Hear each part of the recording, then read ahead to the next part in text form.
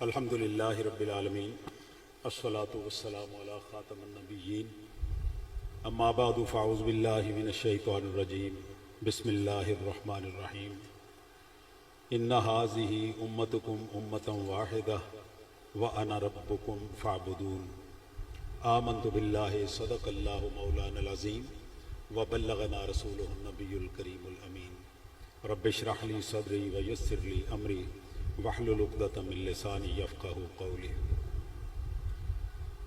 جناب سید پیر اکرم شاہ صاحب، جناب پیر فاروق الاسلام صاحب اور ہمارے میزبان محترم اور تمام مشائخ کرام، علماء کرام اور میرے سامعین، السلام علیکم ورحمۃ اللہ وبرکاتہ۔ جو میرا موضوع ہے وہ ہے خانقاہوں کا عالمی کردار۔ میں اس سلسلے میں صرف دو گزارشات آپ کے سامنے رکھوں گا، ان میں ایک حصہ آپ سب کے لیے ہے اور ایک حصہ میرے جتنے بھی یہ محترم حضرات ہیں، علماء کرام ہیں، مشائخ ہیں، ان کے لیے۔ میں عالمی منظرنامے میں سے دو خبریں آپ کے سامنے رکھتا ہوں۔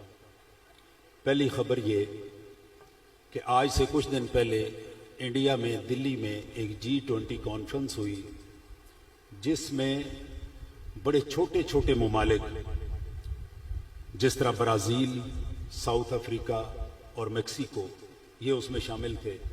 مسلمانوں میں دو ملک شامل تھے، ایک انڈونیشیا اور دوسرا سعودی عرب۔ پاکستان اس میں شامل نہیں تھا، بنگلہ دیش اس میں شامل نہیں تھا، اور کوئی شامل ہو یا نہ ہو، پاکستان کے شامل نہ ہونے کا کم از کم مجھے بہت دکھ ہوا۔ پاکستان کو اس میں شامل ہونا چاہیے تھا۔ انڈونیشیا وہ ملک ہے جس نے 1967 میں ہم سے پالیسیاں لی اور اپنے ملک کو ترقی کی راہ پہ گامزن کیا۔ دوسری خبر بھی سن لیجئے، امریکہ نے ایران کا $6 ارب دبایا ہوا تھا، وہ دے نہیں رہا تھا۔ ایران کے پاس امریکہ کے جاسوسی فوجی پانچ بندے وہ انہوں نے کبھی گرفتار کر لیے، وہ واپس مانگتے تھے، ایران دیتا نہیں تھا۔ الٹیمیٹلی قطر بیچ میں آیا اور انہوں نے ان دونوں کو میز پہ بٹھایا، دونوں کی صلح ہوئی۔ صلح اس شرط پہ ہوئی کہ یہ ان کے 5 بندے واپس کریں گے اور امریکہ ان کے $6 بلین وہ واپس کرے گا۔ ایران نے یہ شرط لگائی کہ پہلے $6 بلین ہمارے اکاؤنٹ میں آئے گا، اس کے بعد ہم بندے ریلیز کریں گے۔ بڑی لمبی چوڑی بحث مباحثہ کے بعد یہ بات تسلیم ہو گئی، ان کا $6 بلین ان کے اکاؤنٹ میں پہنچا اور انہوں نے 5 بندے اب سے تقریباً 15 دن پہلے امریکہ کو واپس کیا۔ یہ تو تھی خبر۔ اس خبر میں جو تبصرہ ہے وہ آپ کے سامنے پیش کروں گا، کیونکہ عالمی منظرنامہ میرا موضوع ہے۔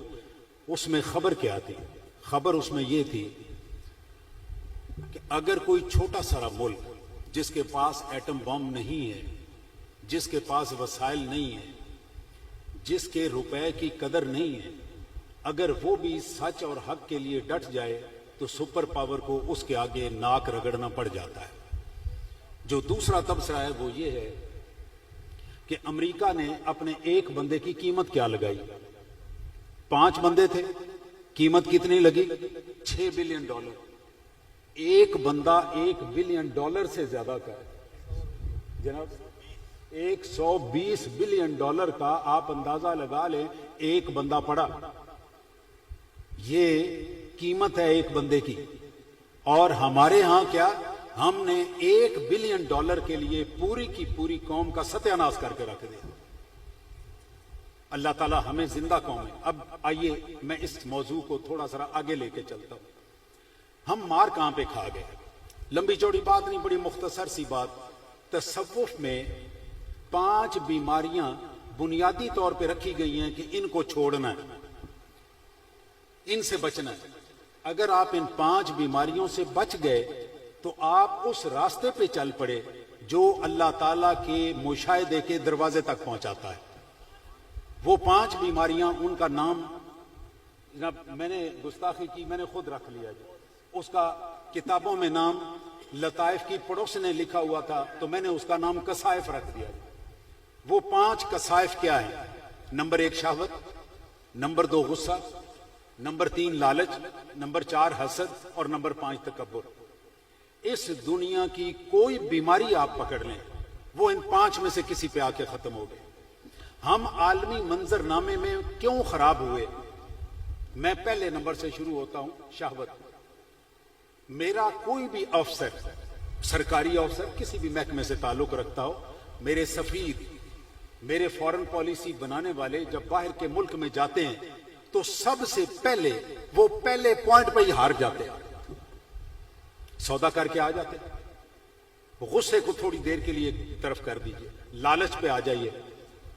मेरा ख्याल है इसके ऊपर किसी लंबी चौड़ी तकरीर की जरूरत ही नहीं है। जो बंदा पहले से पूरी कीमत वसूल नहीं कर सका वो कहां पे आके हारेगा? लालच के ऊपर। वो लालच में, पैसे का लालच हो या किसी भी चीज का।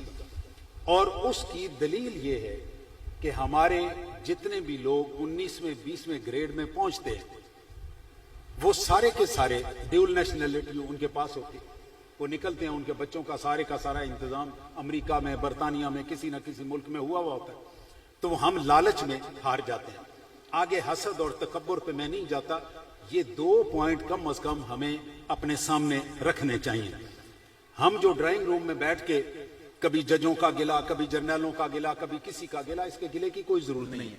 ये शिकवा हमें अपने आप से करना चाहिए। जो लोग आप मेरे सामने बैठे हुए, मैं अपने आप को बीच में शामिल कर रहा हूं। हम में से कितने जो जानते हैं कि फलाना बंदा दूध में पानी मिलाता है, हम उसका क्या करते हैं? मालूम है हमारे कोई भाई होगा या मैं खुद हूंगा, मुझे मालूम है कि मेरा बस चलता ही एक रेड़ी के ऊपर है जिस पे मैं केले बेच रहा हूं। मैं केले बेचते हुए भी 2 नंबरी से बाज नहीं आता तो मैं किसी और का क्या गिला करूं? मेरा ख्याल मेरा गिला बनता नहीं। हाँ, जिस दिन मैं ठीक हूं फिर मेरा गिला बनता है, मैं जिसका मर्जी गिला करूं। आइए मेरे प्यारे दोस्तों, आगे चलते हैं।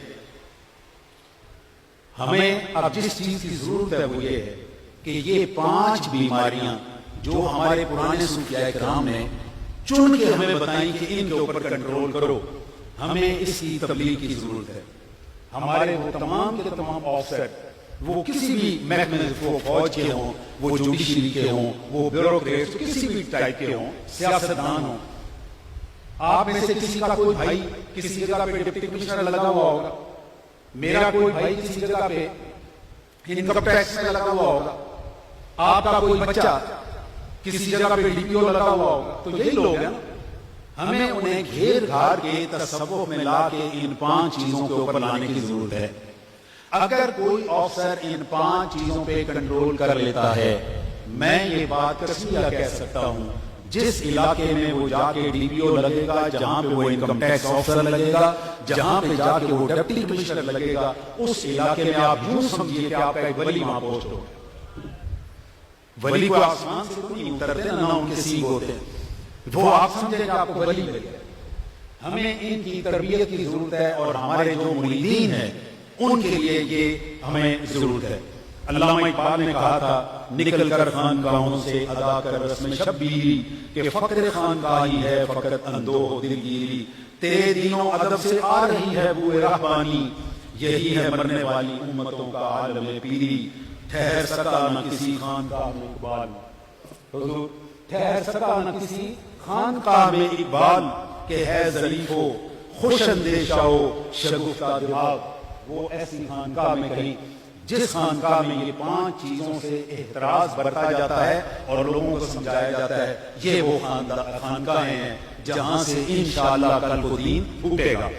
मैं आखिरी बात आपके साथ जो करना चाहता हूं वो ये है कि रसूलुल्लाह सल्लल्लाहु अलैहि वसल्लम ने आपके और मेरे लिए बेशुमार तोहफे, अल्लाह ताला ने बहुत सारे तोहफे मीलाद के सदके में हमें दिए, जिनमें एक तोहफा तौबा है। एक तोहफा तौबा है। गुनाह हो गया, अब उसको छोड़े और आगे निकले। अब वो आगे कैसे निकलना है उसमें मैं कम से कम अपनी इस उम्र के हिस्से में आके बड़ी देर से ये बात समझ आई। मैं पता नहीं कोई 20 साल से ये तस्वीर रोल रहा हूं, तो मुझे उस दिन अंदाजा हुआ कि ये तस्वीर रोलने का एक खास वक्त है। یہ ایسے نہیں ہے کہ آپ ہر وقت پکڑے اور تصویر لوگوں کو دکھانے کے لیے. اس کی جو بنیاد ہے وہ کیا ہے؟ آپ سب کے گھروں میں پانی کی ٹینکی ہوگی نا, آپ سب کے گھروں میں ہوگی. اس ٹینکی میں اگر چھپکلی گر جائے, آپ اپنے کسی پیر صاحب سے, مولوی صاحب سے یہ پوچھیں کہ یہ ٹینکی کیسے میں صاف کروں, تو وہ کہیں گے کہ اس کو 7 دفعہ ٹینکی کو بھرو اور اس کو خالی کرو تو ٹینکی پاک ہو جائے گی. مجھے یہ بتائیے کہ میں اگر اس کو 10 دفعہ بھی بھر کے نکال دوں پانی اور اس میں سے چھپکلی نہیں نکالوں تو کیا وہ پاک ہو جائے گی؟ سب سے پہلی ضرورت یہ ہے کہ ہم چھپکلی نکالیں. جب تک ہم چھپکلی نہیں نکالتے اس وقت تک پانی بدلنے سے آپ کی ٹینکی پاک نہیں ہوگی. اگر میں نے چھپکلی نہیں نکالی اور میں تسبیح رول رہا ہوں تو میں تسبیح کے ساتھ پانی بدل رہا ہوں, چھپکلی نہیں نکال رہا. یہ تسبیح اس دن آپ کو فائدہ دے گی جس دن آپ نے چھپکلی نکال دی. آئے میں آپ کو چھپکلی کی صرف ایک مثال عرض کرتا ہوں اور میرا ٹائم بھی اس کے قریب پہنچ گیا. آج سے تقریباً 15 سال پہلے کی بات ہے. میں اپنے گھر میں بیٹھا ہوں, ریٹائرمنٹ کے بعد کی بات ہے. میں اپنے گھر میں بیٹھا ہوں, مجھے موبائل فون پہ کال آئی ہے. وہ نمبر میرے پاس سیو نہیں تھا. میں نے فون اٹینڈ کیا, کوئی خاتون بول رہی تھی. انہوں نے مجھے کہا کہ بھائی میں نے اپنا تعارف نہیں کروانا اور آپ سے بات کرنی. میں نے کہا حکم کریں. اس نے کہا کہ میرے میاں وہ کسی ایسی اپوائنٹمنٹ پہ رہے ہیں جہاں پہ پیسہ بہت آتا تھا. ہم نے 2 سال کے عرصے میں اتنا پیسہ کمایا کہ ہم نے GLI لے لی, ایک گھر بنا لیا اور بچے جو تھے وہ سرکاری اسکول سے نکال کے بیکن ہاؤس میں ڈال لیے اور ایک کمرشل پلاٹ 2 کروڑ روپے کا بھی ہم نے خرید لیا. اب یہ 14-15 سال پہلے کی میں بات کر رہا ہوں. اس وقت کا 2 کروڑ آپ اندازہ لگا لیں آج کتنا ہوگا. تو انہوں نے کہا کہ جو مسئلہ آپ سے پوچھنا ہے کہ میں سورہ نساء پڑھ رہی تھی تو سورہ نساء پڑھتے ہوئے میرے ایک آیت نظر سے گزری اور وہ آیت مبارک یہ تھی کہ جو شخص کسی کا حق کھاتا ہے, یتیم کا حق کھاتا ہے, وہ اصل میں روزی پیٹ میں نہیں ڈال رہا, وہ آگ ڈال رہا ہے. میں وہ آیت سن کے کانپ گئی. میں نے اپنے میاں سے بات کی تو میرے میاں نے کہا کہ بھائی میں بھی یہ بات سوچ رہا ہوں, ہمیں توبہ کرنی چاہیے. ہم نے اپنے طور پہ سوچا کہ ہم پیسے واپس کریں. جتنے ہم نے بچوں کے فیسوں کے پیسے تھے وہ واپس کر دیے, جو ہم نے مکان بنایا تھا اس کے پیسے بھی کر دیے, جو GLI خریدی تھی اس کے بھی پیسے واپس کر دیے. اب ہمارے پاس ایک پلاٹ رہ گیا. اس پلاٹ کی اس وقت قیمت 2 کروڑ تھی, آج اس کی قیمت 6 کروڑ روپے. میں نے یہ معلوم کرنا ہے کہ میں 2 کروڑ ہم واپس کریں گے یا 6 کروڑ واپس کریں گے. تو میں نے انہیں کہا جی آپ نے 6 کروڑ دینا, کیوں پلاٹ واپس کرنا ہے نا, آپ نے پلاٹ لیا تھا نا تو پلاٹ واپس کرنا ہے. اس نے کہا بس میری تسلی ہو گیا, ہم نہیں واپس کرنا. میں باوضو بڑے پاک اور اچھی جگہ پہ کھڑا ہوا اور میں یہ بات آپ کے سامنے بیان کر رہا ہوں. سر تقریباً کوئی 1.25 مہینے بعد یا 1.5 مہینے بعد اس خاتون کا فون آیا.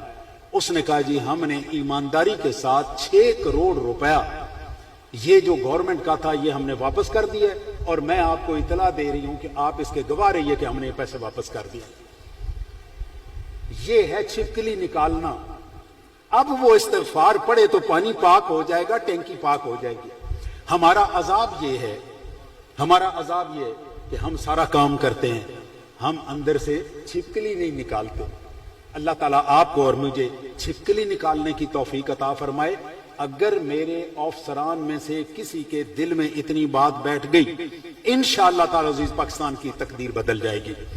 ہے زندہ فقط وحدت افکار سے ملت, وحدت ہو فنا جس سے وہ الہام بھی الہاد, وحدت کی حفاظت نہیں بے قوت بازو, آتی نہیں کچھ کام یہاں عقل خدا داد. اے مرد خدا تجھ کو وہ قوت نہیں حاصل, اے مرد خدا تجھ کو وہ قوت نہیں حاصل. جا بیٹھ کسی غار میں اللہ کو یاد کر, تیرا یہاں پہ کون سا کام ہے, غاروں میں جا کے بیٹھ. یہاں پہ تو مردوں کا کام ہے جو اپنی ہمت کے ساتھ چھپکلیاں بھی نکالیں اور دوسروں کی چھپکلیاں بھی نکالیں.